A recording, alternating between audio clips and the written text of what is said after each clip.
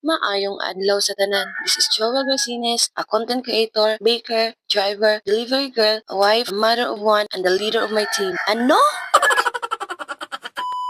So, for today's video, sa'yo day kayo kuning mata. So, pag mata na ko, naglangi-langi pa ko sa kumbana para natay power hag.